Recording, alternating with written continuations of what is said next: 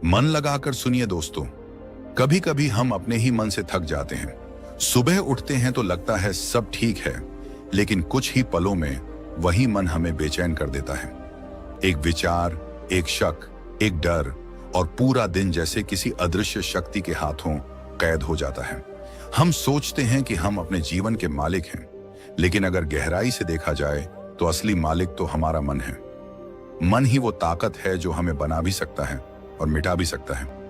गौतम बुद्ध ने कहा था, मन सब कुछ है, जो तुम सोचते हो वही तुम बन जाते हो। यह वाक्य सिर्फ कोई कोट नहीं है, ये जीवन का सार है।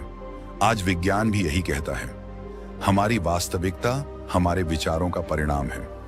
मनोविज्ञान बताता है कि इंसान का मन हर दिन लगभग 60,000 विचारों को जन्म देता है, और उनमें से ज्यादातर विचार दोहराए जाने वाले और नकारात्मक होते हैं। यही कारण है कि हम बार बार वही गलतियां दोहराते हैं, वही डर जीते हैं, वही अधूरेपन का एहसास करते हैं। लेकिन बुद्ध ने 2500 साल पहले ही इस रहस्य को समझ लिया था। उन्होंने कहा, मन कोई स्थायी चीज नहीं है, ये बहता है, बदलता है, और इसे देखा जा सकता है। यही बुद्ध की सबसे अद्भुत खोज थी, क्योंकि जब आप मन को देखना शुरू करते हैं तो धीरे धीरे मन अपनी गुलामी से मुक्त होने लगता है। जरा सोचो, तुम्हारा मन हर समय बात कर रहा है। कभी वह तुम्हें भविष्य की चिंता दिखाता है, कभी अतीत की गलती याद दिलाता है, कभी वह तुम्हें किसी से तुलना कराता है, और कभी वह तुम्हारे भीतर एक नकली दुनिया बना देता है, जहां तुम हमेशा कुछ खोज रहे होते हो लेकिन कभी पाते नहीं। यही मन की चाल है। मनोविज्ञान इसे मंकी माइंड कहता है। एक ऐसा मन जो एक डाल से दूसरी डाल पर लगातार झूलता रहता है, कभी खुशी, कभी गुस्सा, कभी डर, कभी पछतावा, और हम इस कूदते हुए मन को अपनी सच्चाई समझ बैठते हैं। लेकिन बुद्ध कहते हैं, तुम मन नहीं हो। यह वाक्य सुनने में सरल लगता है, लेकिन अगर इसे समझ लिया जाए तो जीवन की आधी समस्याएं वहीं खत्म हो जाती हैं। सोचो, जब कोई तुम्हें गुस्सा दिलाता है तो गुस्सा कौन करता है? तुम या तुम्हारा मन? तुम्हारे अंदर जो जागरूकता है वो तो सिर्फ देख रही है। गुस्सा, डर, जलन सब मन की परतें हैं, और बुद्ध ने हमें सिखाया कि हमें इन परतों के पार जाना है। बुद्ध जब बोधि वृक्ष के नीचे बैठे थे तो उन्होंने किसी चमत्कार से ज्ञान प्राप्त नहीं किया। उन्होंने अपने मन को निहारा, घंटों नहीं दिनों तक बस अपने विचारों को देखा, उनकी जड़ों तक पहुंचे और देखा कि मन एक धारा की तरह है, जिसे जितना तुम पकड़ने की कोशिश करते हो वह उतनी ही तेजी से बह निकलती है। लेकिन जब तुम उसे बस देखते हो बिना प्रतिक्रिया के, तो वह शांत हो जाती है। आज का इंसान भी उसी युद्ध में है, बस युद्ध का मैदान बदल गया है।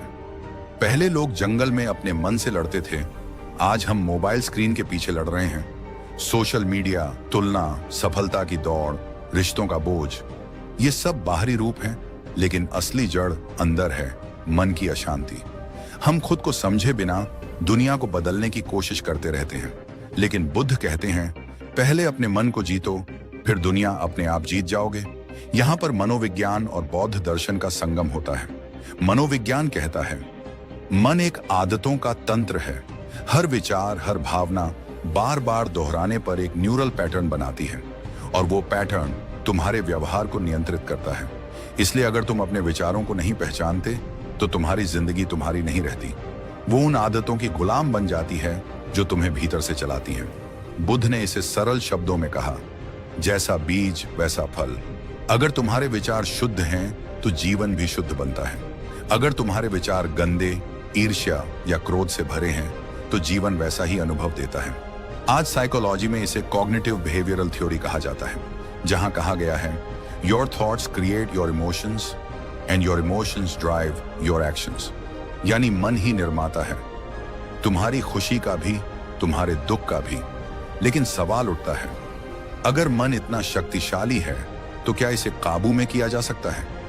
यही वो सवाल है जिसने बुद्ध को बोधि वृक्ष के नीचे बैठने पर मजबूर किया था। उन्होंने खुद से पूछा, कौन हूं मैं जो यह सब सोच रहा हूं? क्या मैं ये विचार हूं या वो जो विचारों को देख रहा है? और जब उन्होंने उस देखने वाले को देखा, वो जाग गए। यही था बोधि, यानी अवेकनिंग, यानी जागरण। आज जब हम मनोविज्ञान में माइंडफुलनेस की बात करते हैं तो वह कोई नई खोज नहीं है, वह बुद्ध के ध्यान का ही आधुनिक रूप है।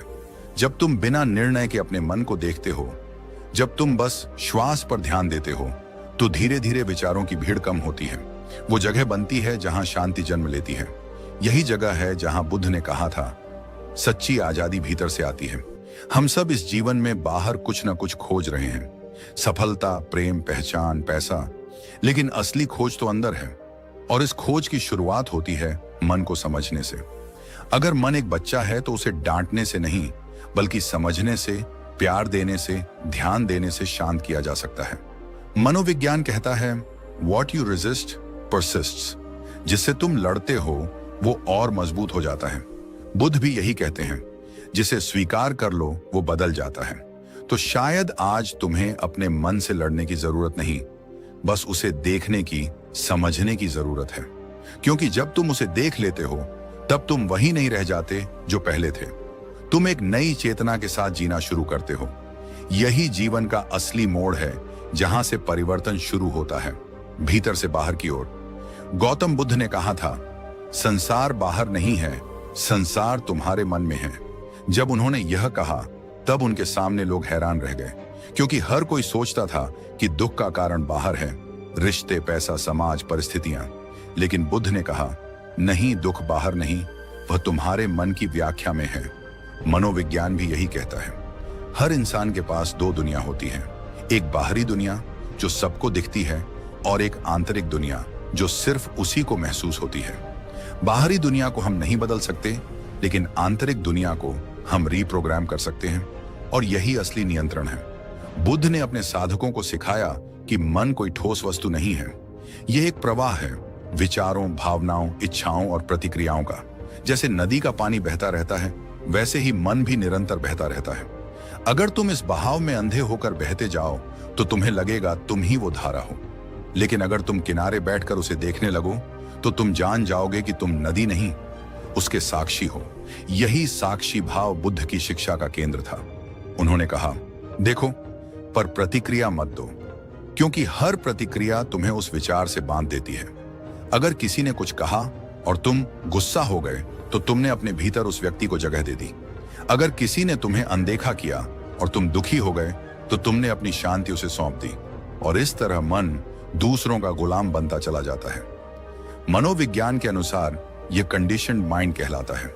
हर अनुभव, हर शब्द, हर डर हमारे भीतर एक पैटर्न बना देता है। बचपन में अगर किसी ने कहा कि तुम कमजोर हो, तो वो वाक्य हमारे अवचेतन में एक बीज की तरह बैठ जाता है। फिर जब भी कोई हमें चुनौती देता है, वो बीज अंकुरित होता है और हम उस दर्द को दोबारा महसूस करते हैं। हालांकि वह केवल एक स्मृति होती है, यानी मन सिर्फ वर्तमान में नहीं जीता, वह अतीत के संग्रह से अपनी पहचान बनाता है। बुद्ध ने इसीलिए कहा, भूतकाल जा चुका है, भविष्य अभी आया नहीं है, वर्तमान ही तुम्हारा घर है। लेकिन मन वर्तमान में नहीं रह सकता। वह या तो अतीत में उलझा रहता है या भविष्य की कल्पना में खोया। वर्तमान की शांति उसके लिए बहुत साधारण लगती है, क्योंकि मन का अस्तित्व ही हलचल में है। जब तक विचार चलते रहते हैं, मन जीवित महसूस करता है, और जब विचार रुकने लगते हैं तो मन को लगता है वह मर रहा है। मनोविज्ञान में इसे ईगो रेजिस्टेंस कहा जाता है, वह हिस्सा जो हर परिवर्तन से डरता है। और बुद्ध ने इसे पहचाना बहुत पहले। उन्होंने कहा, अहंकार ही दुख की जड़ है, क्योंकि अहंकार वही है जो कहता है मैं सही हूं, बाकी सब गलत। अहंकार वही है जो कहता है मुझे चोट लगी है। लेकिन बुद्ध ने कहा, जब तुम मन को समझ लेते हो तो अहंकार स्वतः खत्म हो जाता है। जरा सोचो, अगर कोई व्यक्ति तुम्हारी आलोचना करता है और तुम्हें फर्क नहीं पड़ता, तो उस क्षण तुम्हारा मन आजत है।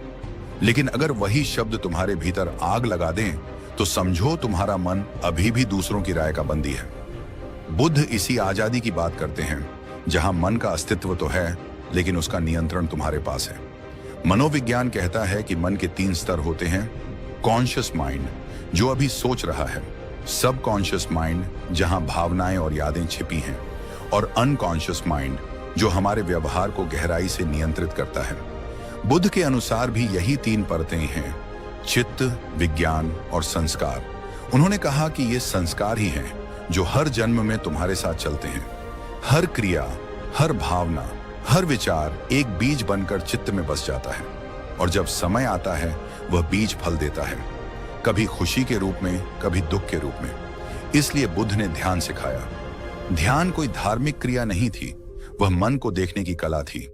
जब तुम ध्यान में बैठते हो तो धीरे धीरे मन की परतें खुलती हैं।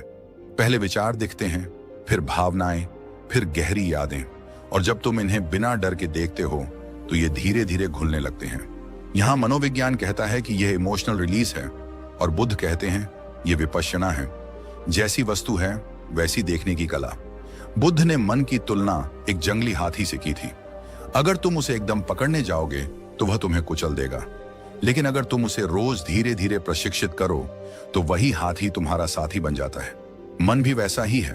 पहले वह बेकाबू दौड़ता है, लेकिन जब उसे देखने की आदत पड़ती है तो वह धीरे धीरे शांत होने लगता है।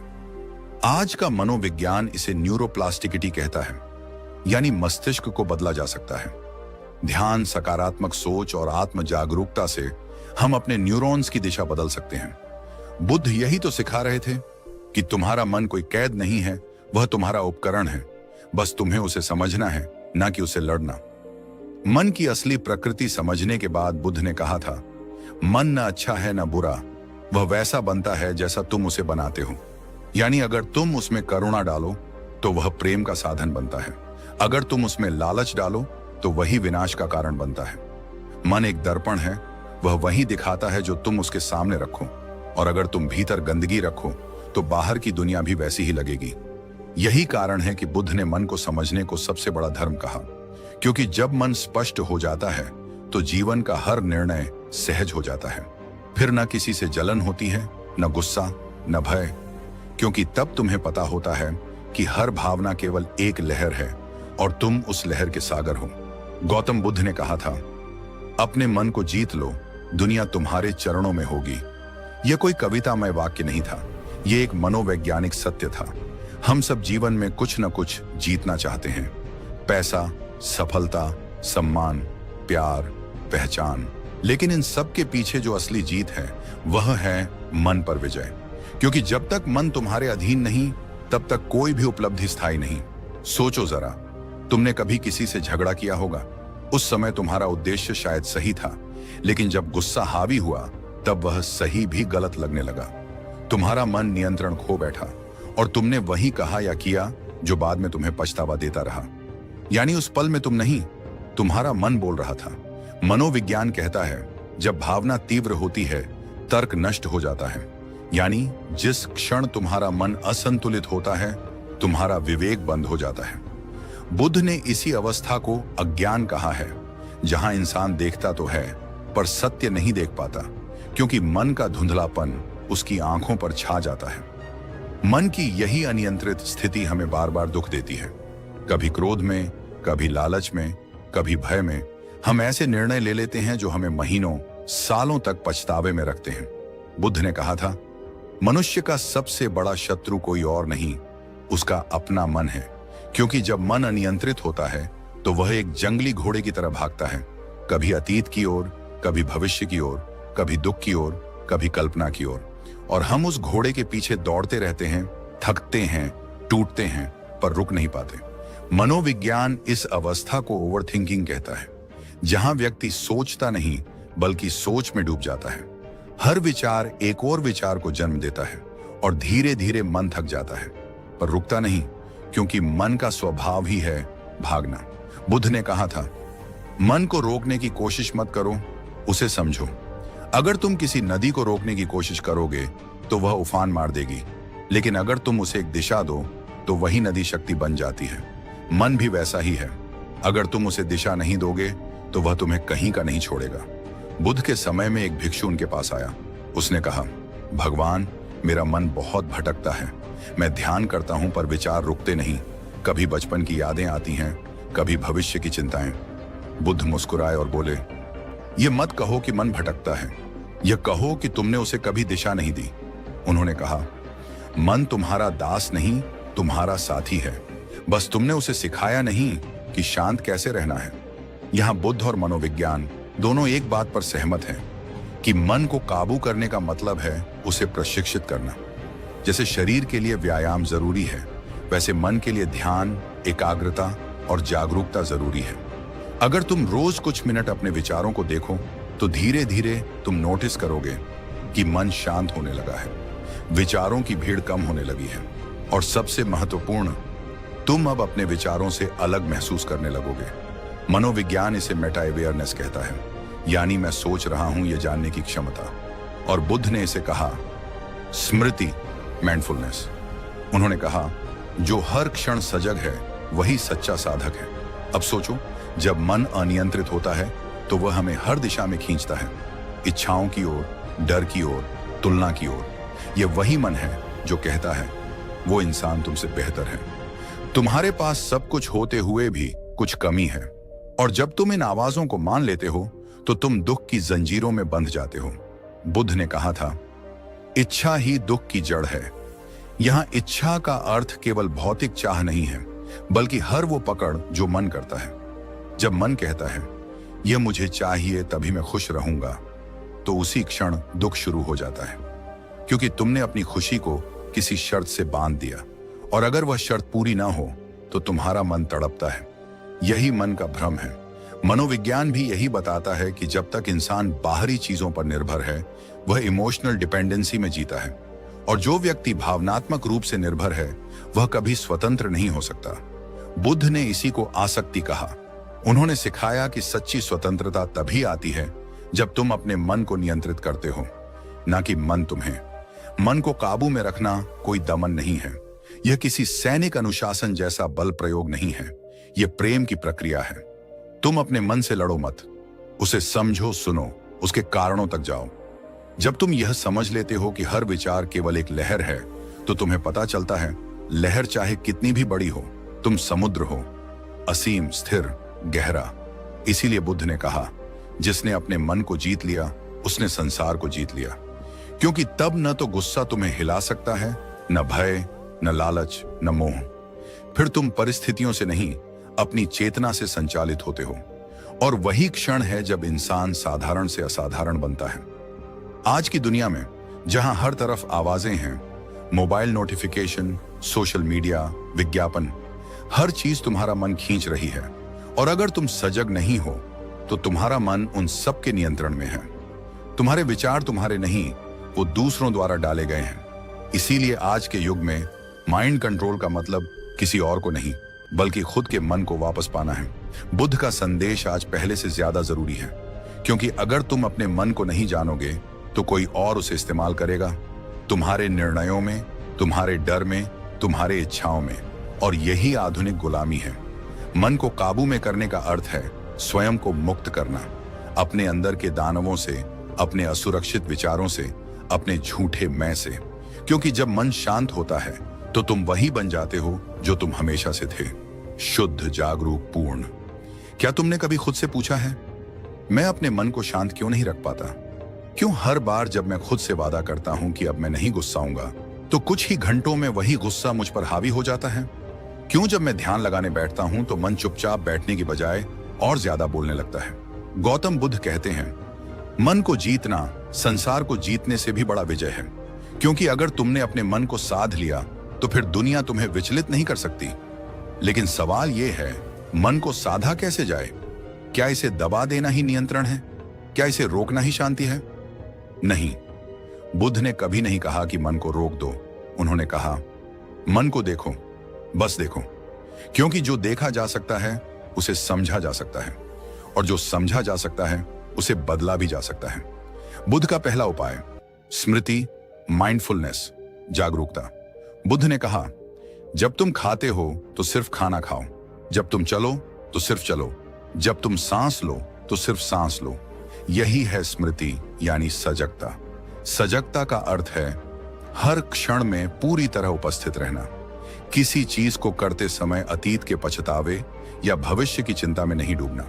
आज मनोविज्ञान ने यही सिद्धांत mindfulness based cognitive therapy, MBCT और माइंडफुलनेस मेडिटेशन के रूप में अपनाया है।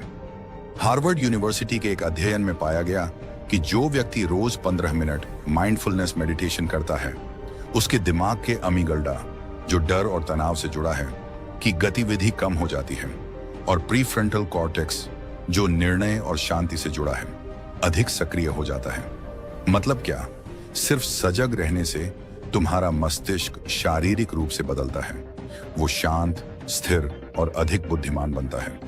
बुद्ध के लिए सजगता का अर्थ था हर विचार को विचार के रूप में देखना, हर भावना को भावना के रूप में पहचानना, बिना यह कहे कि यह अच्छा है या बुरा। क्योंकि जब तुम किसी विचार को जज नहीं करते तो वह खुद ही चला जाता है, लेकिन जब तुम उसे पकड़ लेते हो तो वह तुम्हें पकड़ लेता है।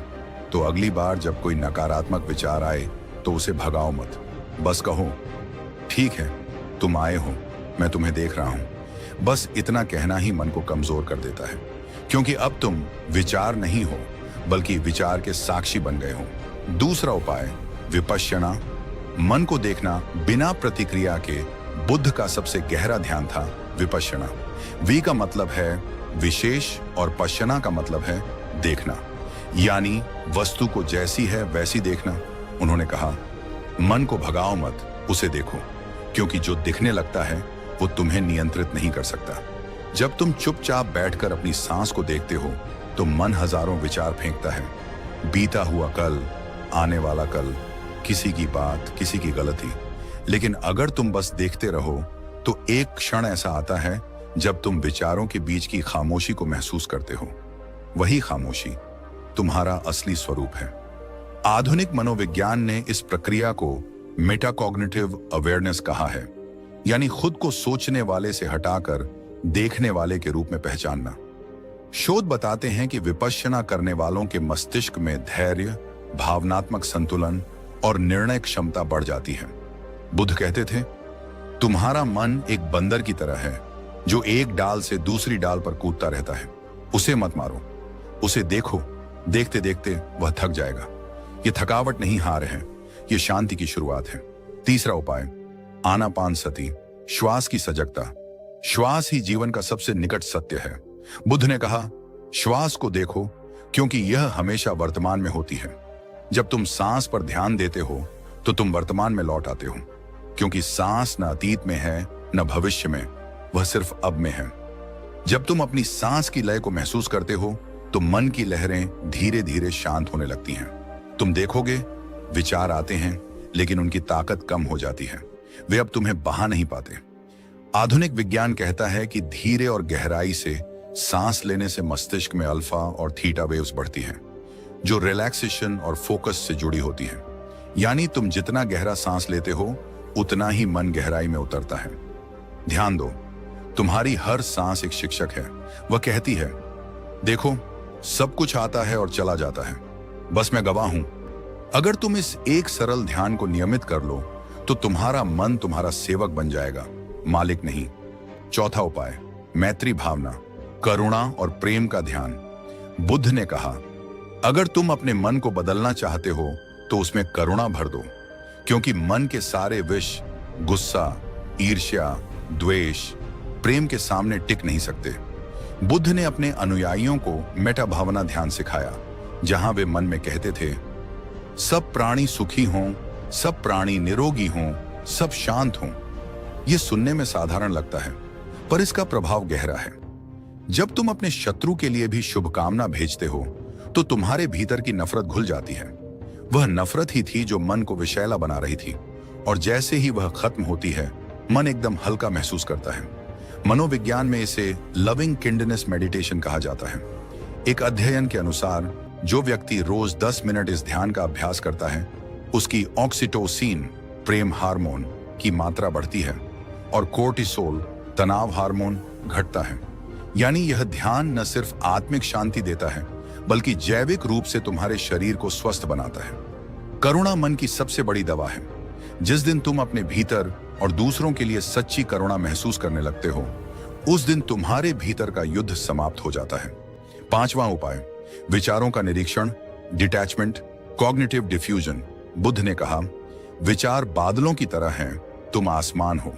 अगर तुम बादलों से चिपक जाओगे तो हर तूफान तुम्हें हिला देगा, लेकिन अगर तुम आसमान बन जाओ तो बादल आएंगे जाएंगे पर तुम अडिग रहोगे। मनोविज्ञान में इसे कॉग्निटिव डिफ्यूजन कहा जाता है, यानी अपने विचारों से दूरी बनाना। यह तकनीक ACT का केंद्र है। इसमें व्यक्ति सीखता है कि विचार सिर्फ विचार हैं, वे हकीकत नहीं। उदाहरण के लिए अगर मन कहे मैं असफल हूं तो तुम उसे पकड़कर मत चलो, बस कहो मेरा मन यह विचार उत्पन्न कर रहा है कि मैं असफल हूं। बस इतना कहने से ही तुम उस विचार से अलग हो जाते हो, और जैसे ही अलग हुए विचार की शक्ति समाप्त हो गई। बुद्ध यही सिखाते थे, मन को देखो, मन मत बनो। यही साक्षी भाव ही सच्ची स्वतंत्रता है। छठा उपाय, अनित्य का ध्यान, इम्परमानेंस। बुद्ध ने कहा, जो कुछ भी उत्पन्न होता है वह नष्ट भी होता है। यह सुनने में सामान्य बात लगती है, पर इसका अर्थ बहुत गहरा है। जब तुम सच में समझ लेते हो कि हर भावना, हर दर्द, हर स्थिति अस्थायी है, तो तुम उनसे चिपकना बंद कर देते हो। मनोविज्ञान में इसे रैडिकल एक्सेप्टेंस कहा गया है, अर्थात चीजों को जैसे हैं वैसे स्वीकार करना। जो व्यक्ति स्वीकार करता है वह मानसिक रूप से सबसे मजबूत होता है, क्योंकि जो विरोध करता है वह संघर्ष करता है, और जो स्वीकार करता है वह मुक्त होता है।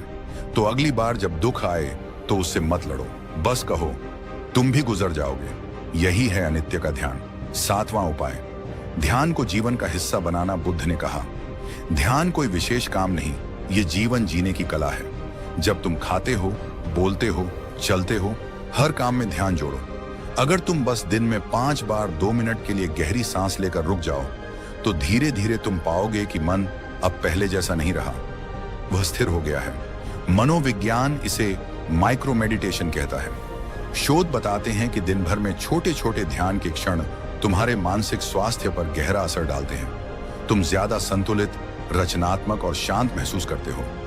आठवां उपाय, स्वयं की स्वीकृति, सेल्फ एक्सेप्टेंस। बुद्ध ने कहा, तुम खुद से प्यार किए बिना किसी से प्रेम नहीं कर सकते।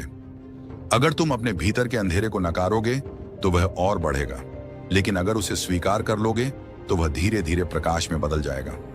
मनोविज्ञान में इसे सेल्फ कंपेशन कहा जाता है। डॉ क्रिस्टिन नेफ के अनुसार, जो व्यक्ति खुद के प्रति दयालु होता है वह दूसरों के प्रति भी करुणामय होता है। यह करुणा मन को शांत करती है, क्योंकि अब मन संघर्ष में नहीं, स्वीकृति में होता है। नौवां उपाय, ध्यान और विज्ञान का संग। बुद्ध ने कहा था, मन सब कुछ है, जो तुम सोचते हो वही बन जाते हो। और अब आधुनिक न्यूरोसाइंस ने भी यह सिद्ध कर दिया है कि हमारे विचार सच में हमारे मस्तिष्क की संरचना बदल देते हैं। इसे कहते हैं न्यूरोप्लास्टिसिटी, यानी मस्तिष्क हर अनुभव से नया आकार लेता है। अगर तुम रोज नकारात्मक सोचते हो तो नकारात्मक रास्ते मजबूत होते हैं। अगर तुम रोज ध्यान करते हो तो शांति के रास्ते मजबूत होते हैं। यानी तुम्हारा मन एक मिट्टी है जिसे तुम जैसा चाहो वैसा गढ़ सकते हो, और बुद्ध यही सिखा रहे थे, अपने भीतर का मूर्तिकार बनो। 10 अंतर्मन की क्रांति। जब तुम बुद्ध के इन उपायों को अपनाते हो तो धीरे धीरे तुम्हारे भीतर एक क्रांति होती है, जहां गुस्से की जगह शांति, ईर्ष्या की जगह करुणा और अशांति की जगह साक्षी भाव जन्म लेता है। और यही बुद्धत्व है, कोई चमत्कार नहीं, बल्कि अपने मन पर विजय। याद रखो, बुद्ध का मार्ग बाहर की यात्रा नहीं है, यह भीतर की यात्रा है। वह कोई धर्म नहीं सिखाते थे, वह विज्ञान सिखाते थे, मन के विज्ञान का। जब तुम इसे अपनाते हो तो तुम सिर्फ शांत नहीं होते, तुम जागते हो। और जब एक व्यक्ति जागता है तो उसका जीवन ही नहीं, उसके आसपास की दुनिया भी बदल जाती है। कभी कभी जीवन में ऐसे क्षण आते हैं जब हम थक जाते हैं अपने विचारों से, अपने डर से, अपने ही बनाए संघर्षों से। हम चाहते हैं शांति, पर शांति मिलती नहीं, क्योंकि हम उसे बाहर ढूंढते हैं, जबकि वह तो हमेशा हमारे भीतर रही है। गौतम बुद्ध ने कहा था, मन ही सब कुछ है, जो तुम सोचते हो वही बन जाते हो। और यही बात आज आधुनिक मनोविज्ञान भी कहता है। तुम्हारे विचार, तुम्हारी भावनाएं तुम्हारे जीवन की दिशा तय करते हैं। तुम्हारा मन तुम्हारा सेवक है, पर यदि तुम उसे पहचान ना पाओ तो वही सेवक तुम्हारा मालिक बन जाता है। बुद्ध ने हमें रास्ता दिखाया, मन को भगाने का नहीं, बल्कि उसे देखने का। जब तुम अपने भीतर के विचारों, भावनाओं और प्रतिक्रियाओं को जागरूक होकर देखने लगते हो तो तुम धीरे धीरे उस कैद से मुक्त हो जाते हो जहां मन तुम्हें बंद कर रखा था। कल्पना करो, अगर तुम अपने मन के गुलाम नहीं बल्कि मालिक बन जाओ तो क्या होगा? हर परिस्थिति में शांति बनी रहेगी, हर दर्द तुम्हें कुछ सिखाएगा, हर गिरना तुम्हें मजबूत बनाएगा। यही तो बुद्धत्व है। यह कोई पर्वत की चोटी पर मिलने वाली चीज नहीं, यह तो तुम्हारे भीतर ही है। बस धूल हटानी है। जो तुम्हारे विचारों और असावधानी ने जमा दी है। बुद्ध ने कहा था, जैसे दीपक अंधेरे को नहीं भगाता बल्कि रोशनी से मिटा देता है, वैसे ही सजगता अज्ञान को मिटा देती है। जब तुम सजग हो जाते हो तो तुम्हारा हर काम ध्यान बन जाता है, तुम्हारी हर सांस साधना बन जाती है, तुम्हारा हर दिन एक नया अवसर बन जाता है खुद को और गहराई से समझने का। तो आज से अपने भीतर यह निर्णय लो कि अब मैं अपने मन का दास नहीं रहूंगा, अब मैं अपने विचारों का शिकार नहीं बनूंगा, अब मैं अपने भीतर का बुद्ध जगाऊंगा, क्योंकि बुद्ध बाहर नहीं है, वे तुम्हारे भीतर हैं। हर श्वास के बीच, हर खामोशी के भीतर, हर जागरूक क्षण में। और यही वह क्षण है जहां तुम्हारी यात्रा शुरू होती है, मन की विजय की यात्रा। याद रखो।